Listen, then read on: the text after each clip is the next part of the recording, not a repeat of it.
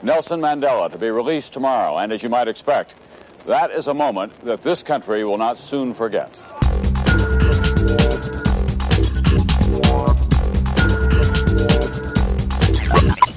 Mr. Nelson Mandela will be released at the Victor Verster prison on Sunday, the 11th of February, at about 3 p.m. His first public appearance in nearly 3 decades. 72 years old, walking strongly, step by step, further into freedom. Your tireless and heroic sacrifices have made it possible for me to be here today. Is anybody ready to accelerate? Nothing's stopping me now. It's time to accelerate. With the spirit in me, nothing's holding me down. I keep on moving, with a master plan. It's time to accelerate. Pressing ahead, I'm pressing ahead, I'm pressing. Come on, it's time to accelerate. Thank you for tuning in to this power-packed podcast by David Oyeleye. Are you ready to take giant strides in your walk to success? Do you think you can achieve more within a shorter period? Well then, you're in the right place. This is Success Catalyst. We bring you word-based principles and practical wisdom needed to supercharge your growth and accelerate your success than you ever thought possible. If this is your first time joining us, kindly subscribe and hit the notification bell to receive updates when a new video is uploaded. Today on Success Catalyst, it's time to accelerate.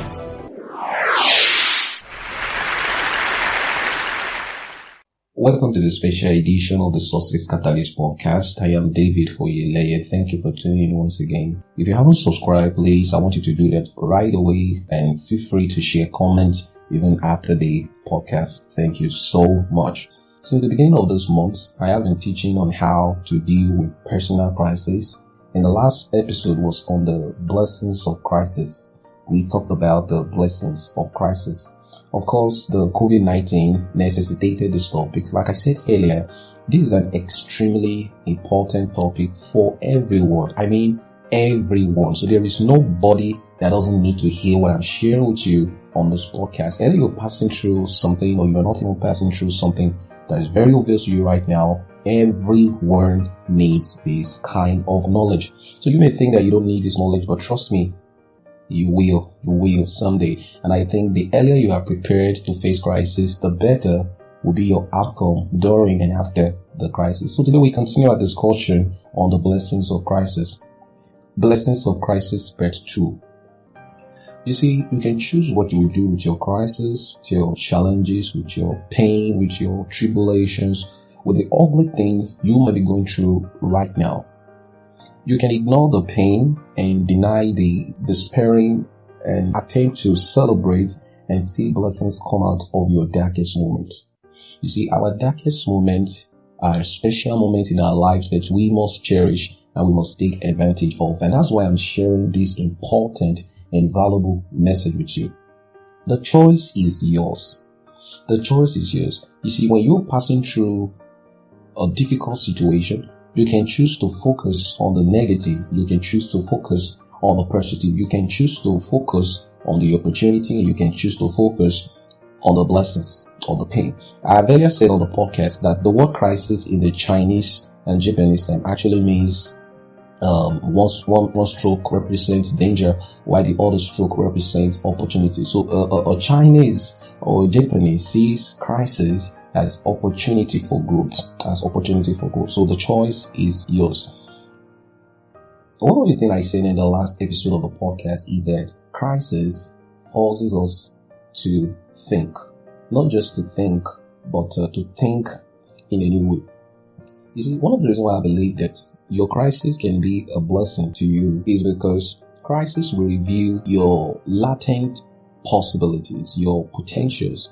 You know, the deposit of God in you will be revealed in the times of crisis. leaders are reviewed, leaders emerge during times of crisis. So I'm talking about your personal choice, your decision will go a long way to determine if you benefit from crisis, if you're going to thrive in time of crisis.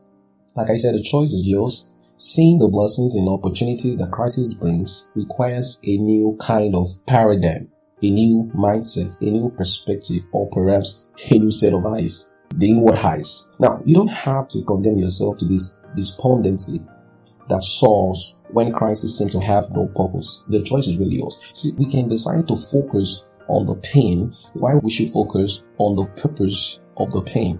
And I'm going to explain that very, very well in the podcast. So last week I highlighted that some of the major blessings or benefits of crisis is that it forces us to think, and not only that, to think in a new way. It was about Einstein that said that we can solve a problem by the same mindset that created it. That's awesome. We can solve a problem by the same kind of mindset that created it. So for you to be able to move to the next level of your life, you will need to think in a new way. So crisis actually forces us to think, and innovation, creativity, require us to adopt new mindset, to adopt new philosophies, to adopt new mentality, to adopt new thought pattern, to adopt new thinking process. So today I want to start off where I left last week, and I'm going to start with this statement. I want you to write it down. The presence of your trouble or crisis in your life is not a prediction of death. The presence of trouble or crisis in your life is not a prediction of your death. So which means that wherever you are going to right now is not a prediction of your destruction.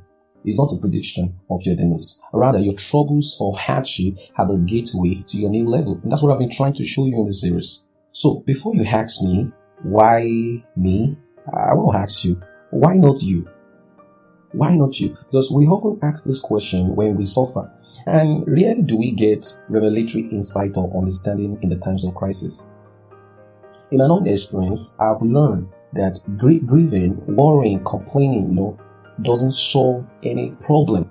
Well, truth be told, there is no theological exegesis or comprehension that can adequately articulate the pain radiating from one whose soul is tormented by crisis. There is no direct explanation for it in scriptures. There is no explanation for losing a baby. There is no explanation for losing a dad. There's no explanation for losing a husband or a relationship or about 5 to 7 years was broken. There is no explicit explanation. So nobody claims. I don't claim to have the answer to some of these daring questions. Now, I want you to know that God hasn't brought you this far to abandon you. God has not brought you this far to abandon you. I want us to see the first scripture for today in Isaiah chapter 41, verse 10. I will read it in the New Living Translation. It says, "Don't be afraid, for I am with you. Don't be discouraged, for I am your God. I will strengthen you and help you. I will hold you up with my victorious right hand. See, all your angry enemies lie there, confused and humiliated. Anyone who opposes you will die and come to nothing. You will look in vain for those who try to conquer you. Those who attack you will come to nothing. For I hold you by your right hand. I, the Lord your God, and I say to you, don't be afraid. I am here to help you." So God is telling you today that He is here to help you. The last scripture in Jeremiah 29 verse 11 reveals that, see, God's plan is to prosper you and to bring you to an expected end. It's not to hurt you. It's not to destroy you. God's plan for you is to prosper you. The thought that He has concerning us is the thought of peace, to plan to prosper you and to bring you to an expected end. If you notice, in the beginning of this video, I shared a video of the great man, Nelson Mandela, who spent nearly 3 decades in the prison. You may want to ask, how did Mandela survive 27 years in the prison?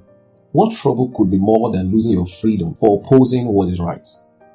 Can you imagine your entire day crushing stones, rolling a giant boulder, one you can barely push because of his weight, up to the top of a hill? Imagine how to roll that rugged rock every day from 7:30 a.m. to 7 p.m. back to the same place where you met it, then back up again for 27 years. Day after day, you labor, you sweat so hard to make that rock only to cover the same distance. You see, movies are one thing. Yeah, I think I've seen all these things in movies. I've seen it in Prison Break. I've seen how prisoners are treated. Movies are one thing, but the cold, harsh reality of incarceration is another. See, being stripped of your freedom or my freedom is a horror. I don't even want to imagine, and I don't think you want to imagine that. Not even for 24 hours, let alone 27 years. No, I can't imagine someone being wrongly imprisoned for 27 years in a jail cell. What could they have done for 27 years? For taking a stand against racial and social injustice of apartheid. As I began to ruminate on this man, Nelson Mandela, and one of the most striking statements he made after his release after 27 years was that he was only on a long holiday. He said he was only on a long holiday. See, this statement really got me thinking. He also said that as I walked out the door towards that gate that will lead to my freedom, I knew if I didn't leave my bitterness and hatred behind, I would still be in prison. This is amazing. You see, I believe that this statement that he made him because the prison experience really made him become a great leader. And this is the example of what I'm trying to show you today. Now, you may not understand what actually happened in the prison, and I think I should let you know some of the things that a prisoner like him endured while in prison. So, prison guards will cut out paragraphs from letters addressed to inmates from loved ones, addressed to show care and love to the prisoner before delivering them to cells. So the guard will literally cut off the love aspect of the letter, the sentence, the paragraph that communicates love to the prisoner. They will tear it off. So the whole letter won't really make sense. The only time a prisoner were given their letter in full content was when they received bad news, such as death in the family, because the news was going to hurt them. So the goal of being in prison is to hurt you, to torment you till you die. They were forced to hard labor from 7:30 a.m. to 4 p.m., 7 days a week. Prisoners, including Mandela, were forced to share buckets as toilets inside the cave. And these are some of the things that he endured. I think I read that, you see, there was no time they were really in that cave for 24 hours. They said for that 27 years, you can't remember if the time they stayed in the cave, for a whole, it was all to 10 days. What crisis could be more than that? So my question today to you is that, could it be that such harsh treatment led Nelson Mandela to become one of the greatest leaders of all time? What if the prison was Mandela's crisis? The horrible field where everything that made him great were cultivated and refined. You see, I share that with you, friends, so you can understand that there is a greater purpose to your crisis than that pain. God uses unpleasant ways, unorthodox ways to cultivate us. See, your crisis is like a pruning, or better still, a surgery. And the difference between it is the intention. The goal of pruning is growth. In John chapter 15 verse 12, Jesus was talking about he will cut and prune any plant that refuses to grow. And he says, even the one that is producing fruit, he will yet prune them so that they can bear much fruit. Now, this is what I see in the scripture, that if you are not producing fruit in your life, you are not recording success in your life, God is going to cut you. God is going to do some things that are not convenient for you in order for you to shift. Now, if you have produced some level of success, God does not want you to camp around that success. So he's going to bring up, all these situations, tribulations like this, to move you, to a greater level of your assignment. So the difference between pruning and punishment is an intention. For instance, a surgeon's scalpel is painful. A wound is also painful. So if you were stabbed by someone and it goes untreated, your body will deteriorate. And you may even die. It becomes a lady and you may die. On the other hand, when the surgeon performs his work of surgery, your body's pain leads to healing and recuperation, leading to physical health. So being planted or being buried may sound similar, they may look similar, if not even identical, but the intention leads to different outcomes. And here's what makes the difference and that's shifting our perspective in the midst of crisis. So when you bury a plant and you bury a human being, it's the same process, but it's not the same intention. It's not the same intention. And that's why the Bible says in John chapter 12, verse 24, I tell you the truth, unless a kernel of wheat is planted in the soil and dies, it remains alone. But his death will produce many new kernels, a plentiful harvest of new life. So unless a kernel of wheat is planted in the soil and dies, it remains alone. But his death will produce many new kernels, a plentiful harvest of our lives. So which means that, you see, when you are planted, it's painful. But being buried too is the same process, but not the same intention. So the difference is in the different outcomes. So it's very good for us to have a solid perspective in the time of crisis, and perspective just changes everything. Perspective will allow you to identify the opportunities and the blessings present in the crisis, because you know that this is working together for your advantage. And that's why scripture says in Romans chapter 8 verse 28 that all things, notice all things, not good things, all things work together for good for you, because you are called according to his purpose. I believe this is exactly what David knew when he said in Psalm 119 verse 71, he said, "It is good for me that I have been afflicted, that I may learn your statute." He said it is good. He came to a conclusion that the affliction was actually good for him.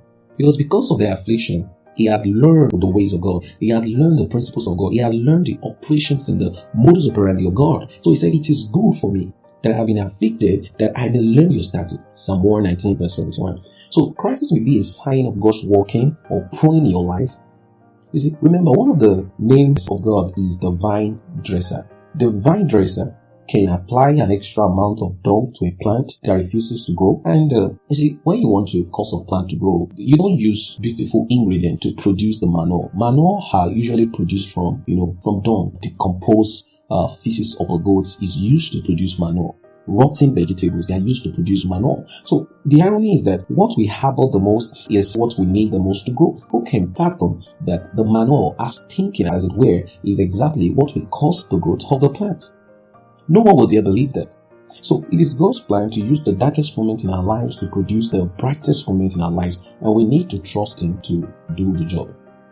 So it's very, very, very, very important. So Mandela's statement still got me wondering. Say, as I walked out the door toward that gate that will lead to my freedom, higher he said, if I don't leave my bitterness and hatred behind, I will still be in prison. Only a person who has been shaped by tribulations, by crisis, can make such statements. So definitely he didn't allow the crisis to crush him. Instead, grew stronger and stronger during the crisis. It takes a man that has a new perspective. It takes a man that has been shaped, that can come alive in that kind of prison, with the kind of torture, with the kind of pain that he endured. I think a similar statement like this can be found in the Bible when Joseph, after being free from the prison, told his brothers, the brothers were trying to hold up for their wrong actions. And the statement that Joseph made to the brothers was astonishing. He said, "You thought it for bad, but God thought it for good, and it's to your own advantage to preserve you. If you hadn't sent me away from Canaan, probably we will all be in hunger today." Look at perspective. In other words, I'm here because you did wrong to me. So God is a specialist in taking advantage of ugly situations in our lives to produce His purpose in our lives. He's a specialist in doing that. You may not understand how He's going to do it, but it takes advantage of ugly situation, of trauma in our life to bring about His purpose for our life. He may not be the source for those problems, it may not be the source for those crises, and for some, it may be indirectly involved, but God is not the primary source of our problems. But God specializes in using those same problems, our darkest moment, to produce the brightest moment in our life. So Joseph had a new perspective.